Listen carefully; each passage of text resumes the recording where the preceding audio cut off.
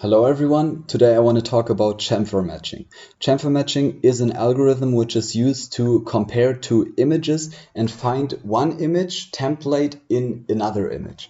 So let's first check out what is meant by this. Let's imagine we have some template we want to find in some bigger image, let's say this triangle. And we take some section of the bigger image, which is the same size as this template image here, and we want to compare them to each other. And we first need to have a score to see how well do they align. Let's see, in the bigger image we found a shape that looks like this maybe. It's not a perfect triangle, but it looks a bit similar maybe. So we need to compute a chamfer score, so-called chamfer score, because of the chamfer matching. A chamfer is basically just an edge, and that's the entire idea of the algorithm. So the chamfer score works like this. We go over each pixel on the edge of this section of the bigger image here. So for example, let's take this image, this pixel here, and we try to find the closest edge. And we just try to find the distance, how long does it take until we reach an edge in any direction in the template image that we have. For example, for this pixel here would probably be this, the distance. And for this pixel here would probably be this large distance. And this large distance here, because it basically indicates the matching is not so perfect. If we had a real triangle as the part of the bigger image, the distance would be smaller. So the chamfer score in total is then just the average distance that it takes to reach an edge in the template image. And yeah, the smaller the chamfer score, the better the matches, because the distances are not so big. So there's one big problem here. If you know anything about computing, you can imagine we cannot just go over every single pixel here and try out, what happens if we go in this direction? Okay, it takes so long. What if we go in this direction? It takes so long. We cannot do this. This naive approach would take so much time to compute, and it could miss some edge cases, and it's just not good. So we need a smarter idea to do that. And the smarter idea is called the distance transform. And what the distance transform basically is, I'm going to show this to you on a new image. Let's draw the template again, which is this. Oh, this was a bit weird, which is this triangle here. The distance transform basically tries to compute for each pixel that we could find here, how far is it away from the triangle. And then if we have a section of a bigger image that we want to compare, for all of the very bright edge pixels, we can just look up, in the distance transform, it's so far away. For another pixel, it's so far away. So it's basically a very big lookup table for distances to the edges here.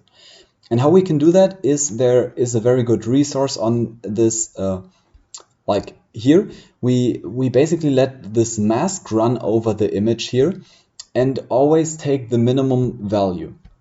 So in the end, the distance transform of this here, if these are the interesting pixels to us, is this the result. So here are the zeros, and then these are 1 away from the edge, and these are 2 away, and it just gets more and more away. And I'll show you in the Julia code how to do this. So let's say distance transform, here's the function for it. We give it the image as an input, and then we run this mask over the image, and for any point in the image, so this here for x and for y means we go over each pixel, and the for I and for j means we go over each value in the mask. So it's just like a convolution of the image. We just say what could be the potential value b at this point, which is just the mask value at this point, plus what we had before in the edge image. First, the entire edge image is initialized to 0, so it's 0 everywhere where we had an edge on the template. So this is here. So here are the edges in the template. It's initialized to 0, and then we just add the value that we find at this position of the mask. And if this is if this is bigger than the potential value that we could have here, then we set the new value to the potential value. So anytime we find that we can optimize the distance a bit, we set this as the new minimum distance. And doing this one time is not enough. We need to run this in a lot of iterations. So maybe 50 iterations or so, and then slowly the distance builds up. I'll just show you how this looks like. So chamfer matching here, let's see the distance transform of this image. It's like this. You can see on the edges here we have a 0, which is very dark, and then a brighter color means a higher distance. Okay, so let's see how this works in action. If we have a needle, which looks like this, and we try to find it in something big, in a haystack, which could look like this. So here the haystack is just an image which contains the template a couple of times, maybe each time a little bit different. And I programmed a function now which just takes the template, it knows the size of the template, and it goes over this big haystack in very small incremental steps, here, here, here, here, here, and just tries to compute the chamfer score in each of these steps. And the optimal, the best of these segments that have been found, they are returned from the function. So we can visualize the results here. Let's see, and it can find that this, and this are the closest to the template which we gave in here, which is this. But it also cannot find this and this and this. It's not optimal. And it's very not so robust to different sizes of the input as well. So that's also something we need to take care of later maybe. And if we actually visualize more of the result, we can also see there are a lot of false positives. So for example, this is recognized. We can see here a lot of hits, because if we shift the template each time only a little bit, it matches a couple of times. That's why around the original Julia's here, we can see a lot of hits, and we also get hits here. It's not super nice. But we can try it with some basic shapes maybe. So I made this image here, which contains 5 basic shapes: a triangle, some 3 strokes, some cross, a square, and a circle.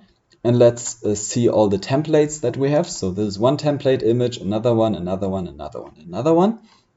Let's see how it works for the 3 strokes. I basically told the algorithm here that we want to have a 3 by 3 step size. So every 3 pixels, we put the template there, then we compute the chamfer score, see how good it is, move it 3 pixels here, here, here, here, and then we move, and then we go to the next row. So we go 3 pixels below, and then move it across the image. So there's hundreds or thousands of times it tries to match it. And these are the best results. And it can actually catch all of the 3 strokes in the image, which is pretty amazing. So that works well. Let's try it with the triangle. And we can see it takes about 1 second to execute, which is I think a long time for such a small image. But remember that it needs to compute all the matching like 1,000 times, because it needs to move it in such small steps, and for each step it needs to check the distance transform at all the points and everything. So here we can see for the triangle it already doesn't work so well. It sees that some of the squares are triangles, which is not so great. Let's see how it looks like for the square. You can see most of them are squares, this, but it also catches one triangle here. I don't really know why. So remember that the chamfer matching doesn't actually know which part of the edge is closest to it. It just looks at any edge that is close to it, and that could contribute to these false results here. So for example, a triangle and a square are actually pretty similar on half of the pixels almost. So that could be one reason. For example, if you have a square that goes like this, we can see that here you have almost a 0 distance, and here the distance is also not so big. Just here you have maybe one big distance or so, but it's completely dominated by all this closeness here. So that's why it maybe has troubles to distinguish between triangles and squares, which is not really ideal. Let's try how it looks like for the cross. And here we can see it absolutely fails. It doesn't show the cross, and I'm not sure why exactly. Maybe something is wrong with my implementation, but I tried a lot of things and it just cannot recognize the cross well. Let's see how the circle works. And the circle is actually the worst, because it just recognizes the others here and it just doesn't recognize the circle at all.